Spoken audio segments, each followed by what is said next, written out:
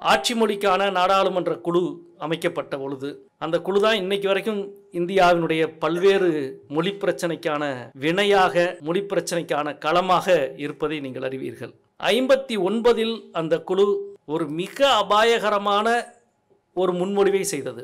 ஆட்சி மொழி குழு இதுவரை செய்த அனைத்து முன்மொழிவுகளும் மிக அபாயகரமானதுதான். அதுல இரக்கமானது எதுவுமே கிடையாது. ஏன்னா ஆட்சி மொழி குழுவே இந்தியை ஆட்சி மொழி ஆக்குவதற்காக உருவாக்கப்பட்ட குழு. அதனுடைய எல்லா ரெக்கமெண்டேஷனும், எல்லா முன்மொழிவுகளும் இந்தியாவினுடைய மொழி சமத்துவத்தை முழுமையாக அளிக்கிற நோக்கத்தை நேரடியாக அல்லது வெளிப்படையாக மறைமுகமாக கொண்டவைகள் தான். இந்த 5 ஆண்டுகளில் 17வது நாடாளுமன்றத்திற்கு முன் மொழி பிரச்சனையை அணுகிய விதம், மொழி பிரச்சனை அமுலாக்கப்பட்ட விதம் இந்தியாவில் வேறு. இந்த 5 ஆண்டுகளில் என்ன நடந்து கொண்டிருக்கிறது என்பதே பெரும்பாலும் வெளியில் தெரியவில்லை. இது பற்றி பலர் யோசித்துக் கொண்டிருக்கிற பலருக்கே இதனுடைய கனபரிமாணம் புரியவில்லை. நாடாளுமன்றத்தின் 90% நடவடிக்கைகள் இந்த 17வது நாடாளுமன்றத்தில் ஹிந்திக்கு மாற்றப்பட்டு விட்டது.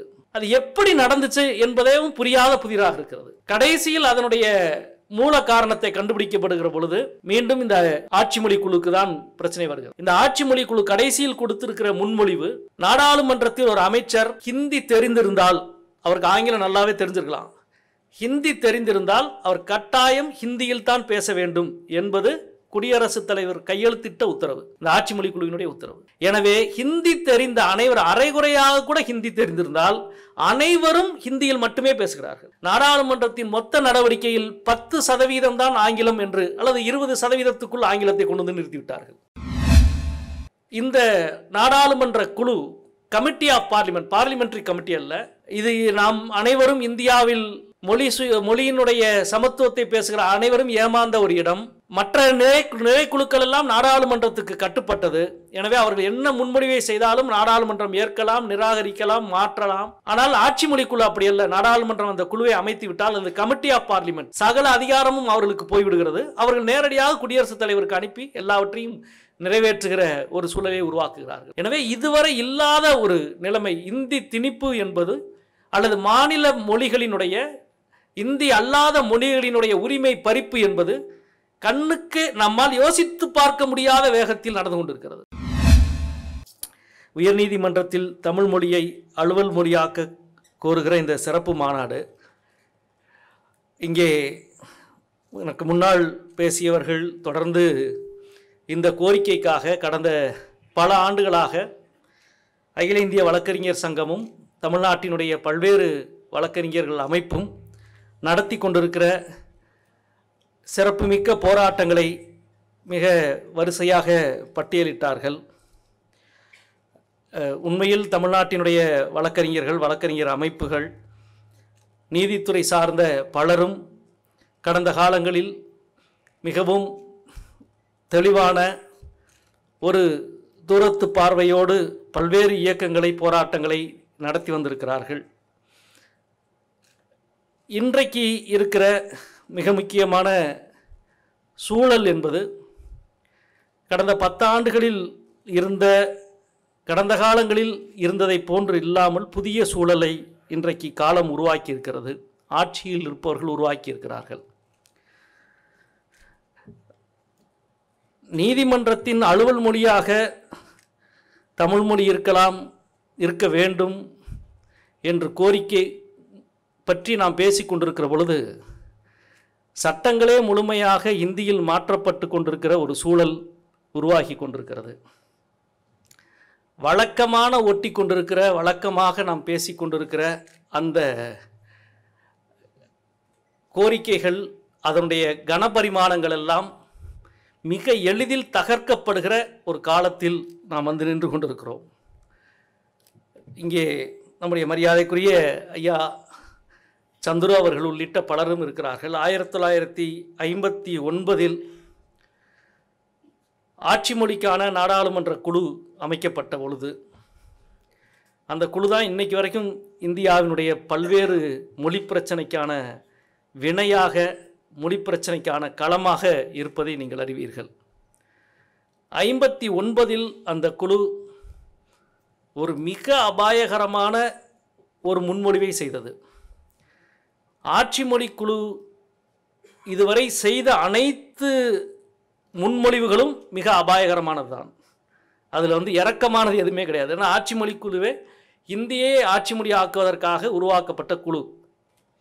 அதனுடைய எல்லா ரெக்கமெண்டேஷனும் எல்லா முன்மொழிவுகளும் இந்தியாவினுடைய மொழி சமத்துவத்தை முழுமையாக அளிக்கிற நோக்கத்தை நேரடியாக அல்லது வெளிப்படையாக மறைமுகமாக கொண்டவைகள் தான். இப்பொழுது வந்திருக்கிற ஆபத்தாக, மிகப்பெரிய ஆபத்தாக நான் என்ன நினைக்கிறேன் என்றால், 1959 ஆட்சி மொழி குழு கொடுத்த ஒரு முன்மொழிவு, மொழிபெயர்ப்பு வசதிகள் முழுமையாக உருவாகிற காலத்தில் உச்சநீதிமன்றத்தின் அலுவல்கள் அனைத்தும் ஹிந்தியில் மாற்றப்பட வேண்டும் என்பது ஒரு ரெக்கமெண்டேஷன். உயர் நீதிமன்றங்களின் அலுவல் அனைத்தும் ஹிந்தியில் மாற்றப்பட வேண்டும் என்பது ஒரு முன்மொழிவு, 1959 முன்மொழிவு. இப்பொழுது மொழிபெயர்ப்பு வசதிகள் முழுமையாக வந்துவிட்டது. நாடாளுமன்றத்தில் யார் எந்த மொழியில் பேசினாலும் அவர்கள் தாய்மொழியில் இப்பொழுது கேட்கலாம். ஸ்பாட் டிரான்ஸ்லேஷன், அட்டவணை 8 இருக்கிற 18 மொழிகளுக்குமான உடனடி நேரடி மொழிபெயர்ப்புக்கான வசதி வந்துவிட்டது. எனவே உச்சநீதிமன்றத்தின் நடவடிக்கைகளையும் உயர் நீதிமன்றங்களின் நடவடிக்கைகளையும் ஹிந்தியில் கொண்டு வர வேண்டும் என்று ஆட்சி மொழி குழு மீண்டும் 1959 கொடுத்த முன்மொழிவை மீண்டும் கொடுக்கிற ஒரு சூழல் மிக அருகில் வந்துவிட்டதாக நான் நினைக்கின்றேன்.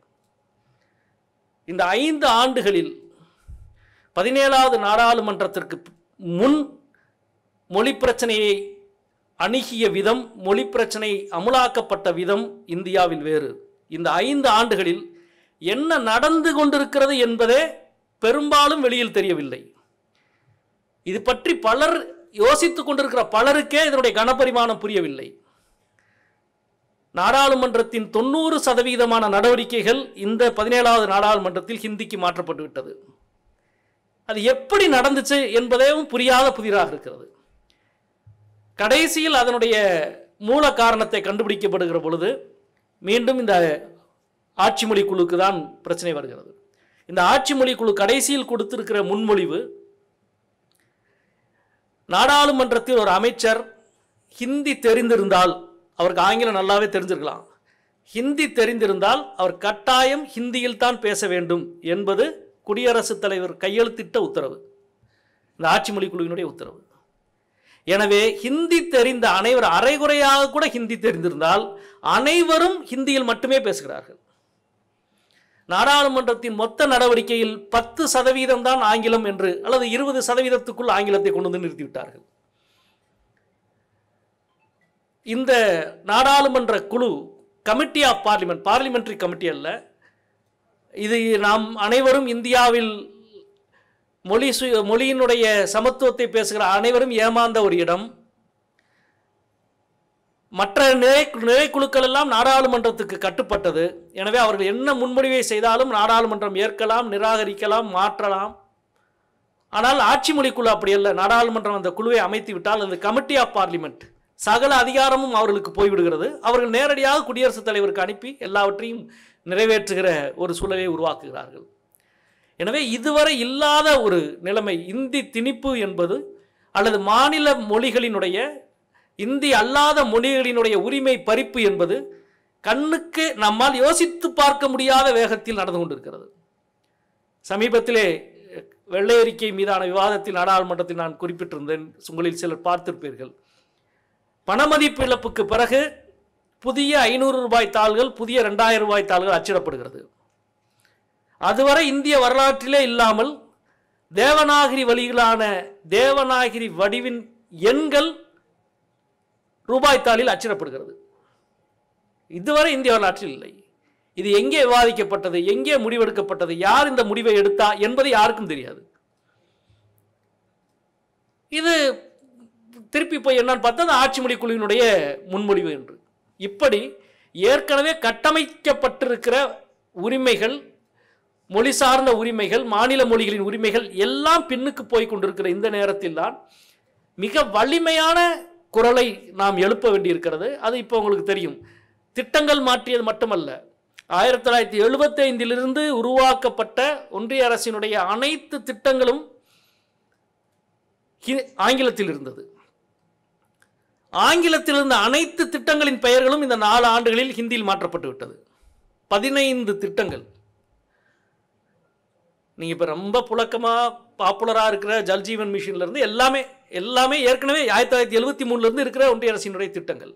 15 திட்டங்களின் பெயர்கள் ஆங்கிலத்திலிருந்து ஹிந்தியில் மாற்றப்பட்டு, புதிதாக உருவாக்கப்பட்டிருக்கிற அனைத்து திட்டங்களின் பெயர்களும் ஹிந்தியில் மாற்றப்பட்டு, திட்டங்கள் மாற்றப்படுவது மட்டுமல்ல, சட்டங்களின் பெயரே ஹிந்தியில், அது ஐபிசி உள்ளிட்ட குற்றவியல் சட்டங்கள், சாட்சிய சட்டங்கள் உள்ளிட்ட அனைத்தினுடைய பெயரும் ஆங்கிலம், ஹிந்தி மற்றும் சமஸ்கிருதத்தில் மாற்றப்பட்டு மிக வேகமாக நடந்து சூழல் மாறிக்கொண்டிருக்கிற அபாயகரமான நிலையை நோக்கி, அல்லது ஏற்கனவே பெற்று வைத்திருக்கிற சமத்துவ உரிமைகளை எப்படி இழக்கிறோம் என்பதே கண்ணுக்கு தெரியாமல் அவற்றையெல்லாம் அழிக்கிற வேலை நிகழ்ந்து கொண்டிருக்கிற இந்த சூழலில் உயர்நீதிமன்றத்தில் தமிழ் அலுவல் மொழி என்ற இந்த குரலினுடைய நியாயம், அதை கடந்து இந்த குரலினுடைய அடிப்படை அரசியல், மொழி சமத்துவம் சார்ந்த அரசியலை இந்தியாவில் மிக மிக வலிமையாக அதை எதிரொலிக்கிற மாநிலமாக எல்லா காலங்களிலும் தமிழ்நாடு இருந்திருக்கிறது, இருந்து கொண்டே இருக்கிறது. எல்லா காலங்களிலும்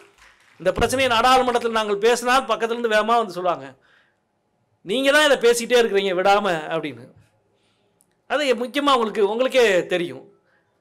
தொடர்ந்து பேசி கொண்டிருக்கிற மாநிலமாக மொழி சார்ந்த சமத்துவத்தை, மொழி சார்ந்த தனித்துவத்தை, மொழி சார்ந்த ஜனநாயக உரிமையை எந்த கட்டத்திலும் விட்டு கொடுக்காத ஒரு மாநிலமாக தமிழ்நாட்டினுடைய குரல் இருந்து கொண்டே இருந்திருக்கிறது. அதில் உயர்நீதிமன்றத்தில் தமிழ் இது சார்ந்து இதுவரை நடந்திருக்கிற விஷயங்கள் சார்ந்து நிறைய அறிஞர்கள் இங்கே பேச இருக்கிறார்கள். பல்வேறு விஷயங்களை அவர்களால் எடுத்து சொல்ல முடியும். அவற்றையெல்லாம் இன்னும் வலிமையாக முன்னெடுக்க வேண்டிய ஒரு காலத்திலே நாம் நின்று கொண்டிருக்கின்றோம். நான் முதலிலே குறிப்பிட்டதை போல திட்டங்களும் சட்டங்களும் செயல்பாடும் நாடாளுமன்ற நடவடிக்கைகளும் அனைத்து முந்தியெல்லாம் இதை நாங்கள் செய்ய போகிறோம் என்று சொல்லி செய்கிற ஒரு ஜனநாயக மரபெல்லாம் இப்பொழுது கிடையாது. இது எப்படி நடந்தது என்பதே தெரியாமல் நடவடிக்கை நடைமுறைக்கு வந்து அது நடவடிக்கை எப்படி நடந்தது என்று கண்டுபிடிப்பதே நம்முடைய வேலையாக தலைகீழாக மாற்றப்பட்டு விட்ட இந்த சூழலில் மிக வலிமையாக இந்த கோரிக்கையை முன்னெடுக்க வேண்டியிருக்கிறது. இந்த கோரிக்கை ஒரு இந்திய ஜனநாயகத்தினுடைய மிக அடிப்படையான கோரிக்கைகளிலே ஒன்று. எனவே இது சார்ந்து நடக்கிற இந்த சிறப்பு மாநாடு வெற்றி பெற வேண்டும் என்ற என்னுடைய வாழ்த்துக்களை தெரிவித்து எனக்கு வாய்ப்பளித்தமைக்கு நன்றி கூறி முடிக்கின்றேன். நன்றி, வணக்கம்.